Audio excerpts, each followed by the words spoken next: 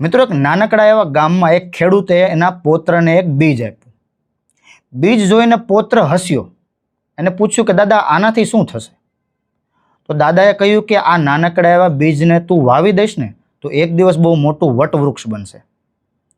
પૌત્રએ એ બીજને વાવી દીધું. રેગ્યુલર એમાં પાણી નાખે, ખાતર નાખે અને એની માવજત કરે.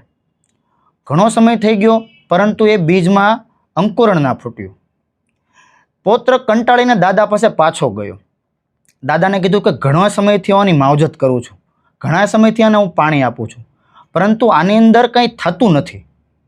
દાદાએ કીધું કે એના યોગ્ય સમય ઉપર એનું અંકુરણ ફૂટશે. થોડા સમય પછી એનું અંકુરણ ફૂટ્યું અને પૌત્ર ખુશ થયો. આસપાસના ગામના લોકો પૌત્રને જોઈને હસ્યા અને પૌત્રને જોઈને હસીને કહે છે કે આટલા એવા નાનકડા એવા અંકુરણમાં શું ખુશ થાય છે? પૌત્રએ એ છોડને ઘણા સમય સુધી પાણી આપ્યું અને એની માવજત કરી. ઘણા સમય પછી એ છોડ બહુ મોટો વટવૃક્ષ બન્યું. ગામના આવતા જતા લોકો એની નીચે આરામ કરતા. ગામના પક્ષીઓ એમાં માળો બનાવતા અને ગામના નાના નાના છોકરાઓ એના ફળ ખાતા. તો મિત્રો, મોરલ ઓફ ધ સ્ટોરી એ છે કે કોઈ પણ કામને તમે કન્સિસ્ટન્ટ કરશો ને તો એ નાનું લાગતું કામ પણ આગળ જતાં ખૂબ જ મોટું થશે. શરૂઆતની અસફળતા તમને આગળ જતાં બહુ મોટી સફળતા આપશે.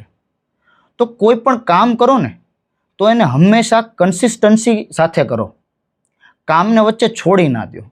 અને જે લોકો તમારી ઉપર હસે છે ને એને તમારો સમય જવાબ દેશે, તમારે જવાબ દેવાની જરૂર નથી. જો મિત્રો આ થોટ તમને પસંદ આવ્યો હોય ને તો લાઇક, શેર અને સબસ્ક્રાઈબ કરવાનું ના ભૂલતા.